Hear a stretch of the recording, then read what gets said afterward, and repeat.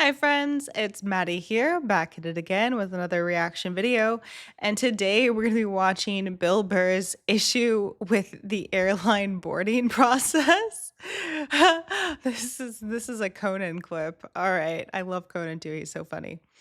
Just two Irish guys, Irish American guys hanging out on a couch. All right, let's watch it.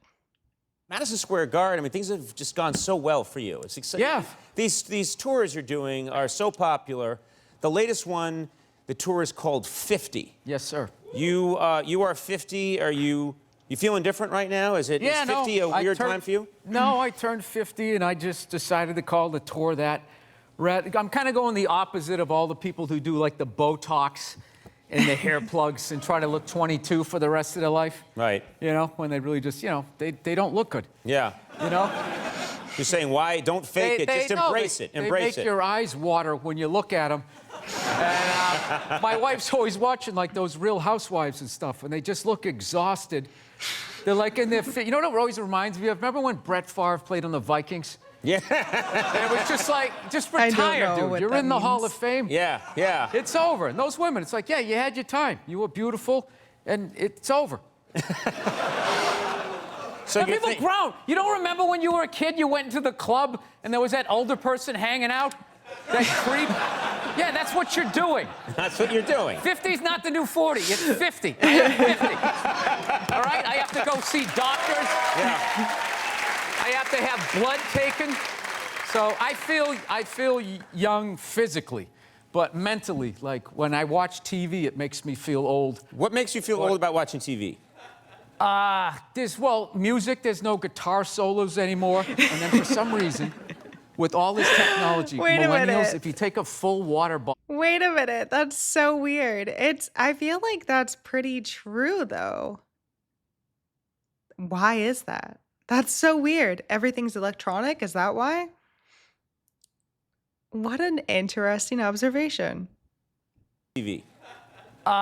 There's music. There's no guitar solos anymore. And then for some reason, with all this technology, millennials, if you take a full water bottle and you flip it in the air and it lands upright, they run out of the room like they just saw a witch.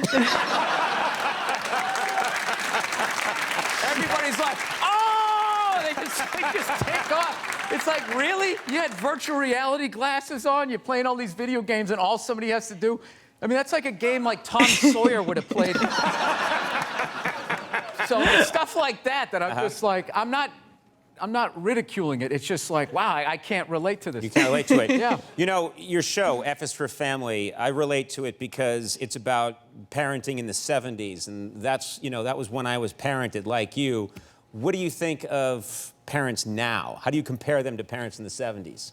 Oh, it's just completely, the kids have so much power. It's like ridiculous. Like half of these kids, I'm like, I look and I just have what happened to me. And I'm like looking at a kid and be like, this kid's about ready to get punted across the grocery store.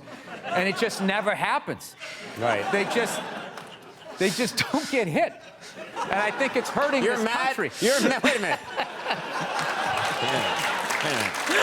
No, like, let's get this Oh, lead. gosh. You're mad that children are not being hit. This should be the threat of it. Half of it was just that, look, it was just your dad was acting like he was going to do it. He never did it, but your mother did. Because she was a woman, it was like, okay. Because it was like, hey, you let a girl beat you up, you kind of felt emasculated. Yeah. We had a rule, like, a lot of the stuff that I look at from when I was a kid that actually kind of made sense in a way. All right.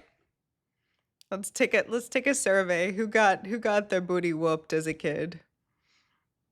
Just let me know in the comments, yes or no. Way would now be considered like abuse, I guess. Like when I was a kid, if you didn't finish your supper, as we called it. Supper, yeah. Yeah, my mother was just like, well, you're gonna finish, she would just wrap it in cellophane and you just picked up where you left off for breakfast. like a blue collar job. Like you take the shovel out of the hole and just start digging it again. So, yeah, I remember one night we had cube steaks, which is like one of the toughest pieces of meat. I don't know if you guys, everything's so like Asian-infused Wagyu beef. Everybody's eating that crap now. But cube steak was like, they literally had to hit it with a hammer to make it like edible. And so we were having cube steaks, and I forget, my little brother was still in a high chair, and he couldn't finish his. So my mother goes, all right, well, you're just gonna have to eat it for breakfast. And that was like 8 hours away, which was like half his life. So he was like, all right, I'll take that deal. So the next morning, I remember we were having waffles. My mother always made Sunday breakfast, so we had all these waffles, eggs, bacon, this whole layout. My brother was looking at half-eaten cube steaks and a little mound of green bean casserole. And he goes, so he looked at my mom, he goes, Mom, can I have a waffle?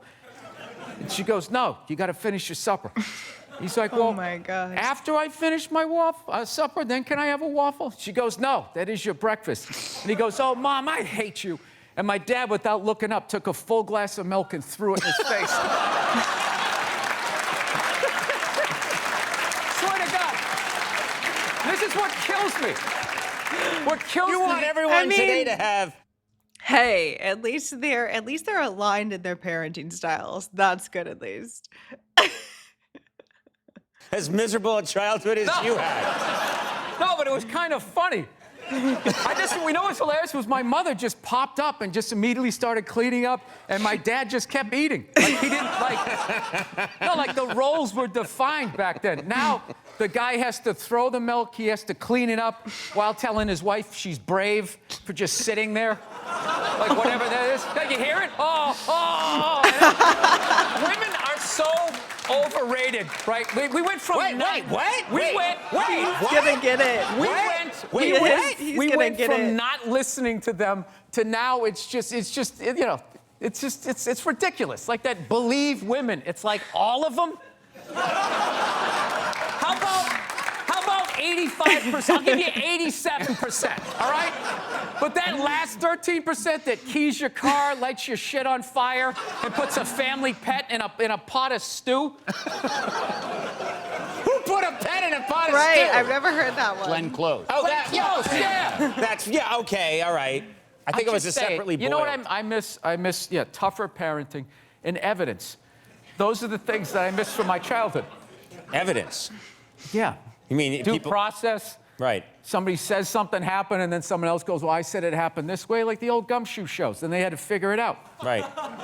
Yeah, that doesn't exist now on social media. It's just like it's just frontier justice. Right. You feel how nervous everybody just got in here? The fact that I just suggested that there should be due process? This guy's talking crazy, man. Did he just join ISIS? Yeah. This is what it is. What I'm saying. And then the woos that they agreed, but they didn't agree when it counted. We'll digitally add woos, don't worry. We have the woo machine. You are way too angry. 50 is still relatively young. You have the anger of a 110-year-old man. All these telephones. I can't argue. You can't argue? I can't argue that. You know, in the last segment, there's a lot you get worked up about. You know, and you've always been that way. I've known you a long time. You get worked up about stuff, you get unhappy. When he was 4, he was like, things were better when I was 3. World shit now. The heydays of my 2s. Guilty as charged. Yeah, so here's the thing.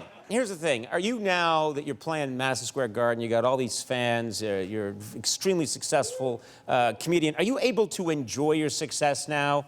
Are you able to just have some fun with the fact that you're a success? Yes, I enjoy it, but I still, the bane of my existence is I let little things bother me. Downloading new operating systems will just, I bring a lot of tension into the house, according to my wife. Yeah. Yeah. One thing I've noticed, we're always working on me, Like, my wife is evidently some completed work, like under museum glass, and I'm like that building that has scaffolding around it for like 7 years. No, she's a saint for putting up with me, I know. But like, my latest thing that's driving me nuts is I spent 20 years in the back of the plane, getting treated like an animal. And I finally worked my way up to the front of the plane, Group 1, which means you get to board like it's your plane, right? You get to board. Yes. You first, sit in a chair that's the size for a human being. There's a place for your bag. Yep. Right? You get a little hot towel and all that. And then the second I get that, all of a sudden now, there's like these 20 groups that are like pre-boarding now. Like half the plane qualifies. and they're getting on, and I just sit there just like losing my shit. You know? It starts off like it's just like anybody in uniform, anybody in military. So it's like, all right, all right. But after like the 20th guy, you just start being like, have you seen action? Are you on the front lines at least? Right? Then it's anybody with kids, anybody with disabilities, and then just anybody with a red shirt. Hey, it's Tony Tuesday. Anybody named Anthony can get on. Dude, I sat one time, I saw this guy get on the plane. Okay, he wasn't in uniform, he didn't have kids, he had all his limbs, he wasn't limping, he didn't have a cough, he just walked on the plane. It's like, who the is that guy?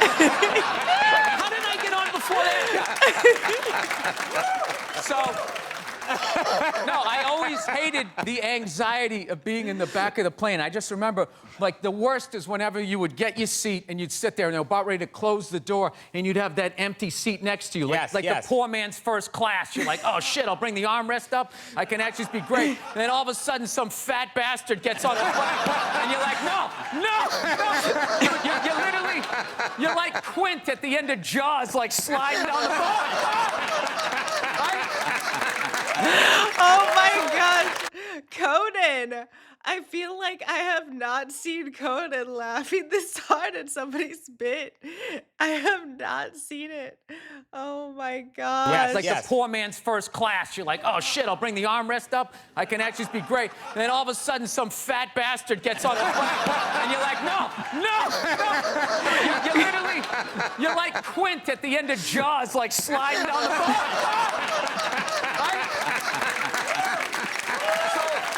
Conan has literally died. This is all true. This dude got on. He was so fat. He was sitting next to me. I was literally next to him and behind him. He like tried to make himself smaller, and he like folded his arm, and his lat came out like a, you know those old Western saloon things? I'm just sitting behind this thing. He's so extra. So that motivates you to try to get to a all certain these place years, in life. 20 years, you work your way up to the front, and now still they won't let you. Yeah, now that fat guy's considered disabled because he can't stop eating cookies. So he gets on. Look at everybody groaning. 90% of the world is starving to death. That guy. Eat a salad and get on the treadmill like the rest of us. We're all acting out. What is the problem? Well, okay, what could you do? Could you do anything then? Could you get on the plane? Is there anything you could do that would Conan, get I Bill imagine there's something that I could be doing. There's always something that I could be doing. That's what I've learned being married. You know Right. what? You should have done it this way. I'm sorry. Like that literally. So I'm your wife right now. That was just playing in the loop. What am I doing now? You know, this is the thing. You know what kills me? It's just like if I could just fix my temper, my wife, she'd have nothing on me. Yeah. She'd have nothing on me. I work my ass off. I make a great living. I like doing the dishes. I'm a great dad. All she has on me is just, it's just, I don't know, like my overall vibe. That's it. Wait a minute. All she has on you is my is vibe. your overall personality and vibe. Yeah, but what kills me, I was this guy The when essence of who you are is the only thing. Yeah, but I was this guy when she met me. Yeah. She's acting like I changed. True. I was always flipping out. Were you flipping out the day like when you met? Did you flip out? Did you really that early? Yeah, I remember. She told me to go see that movie Monster. Remember that movie with Charlize Theron? Yeah. Remember that? Yeah. Yeah, and everybody was saying how, oh my God, it was unbelievable. Like, they literally blamed guys that she was a serial killer. Yeah. You know what I mean? Like, when you saw the Jeffrey Dahmer movie, it wasn't like, somebody shoved a tuna fish sandwich up my ass, and I confused people with food, so they didn't make, like, a big excuse for him. You know? She was a psycho killing people, and she should have died. But I'm, like, watching it feeling guilt. Do they ever take responsibility for their actions? Even when they're murdering people, it's somehow our fault. It's unreal. I'm crying. Why would having a tuna fish sandwich shoved up your butt make you want to eat people? Because another man did it. Right? So it's another person. So you equated, I don't know, sex with food? I forget how the idea went. What I know is she laughed when I said it. She was dying laughing and kind of saw my point. And I always hate when she says to me, she'll just be like, I just don't see where is that coming from? Where is that coming from? It's just like, honey, how many childhood stories do I have to tell you before you follow the breadcrumbs to the psycho that you married? I mean, did you ever take a psychology class like you didn't see this coming? Right. That's what it is. It's not that she says that I'm a jerk. It's just the nerve to be surprised. He literally has a problem with her having a problem. Like, he's so, oh my gosh.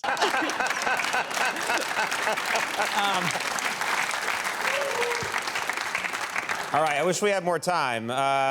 Good God. All right. I feel like do I help you at all by getting this stuff out? Cathartic. It's cathartic, right? Cathartic, because I'm going to go home. She's not going to watch this. She's over me.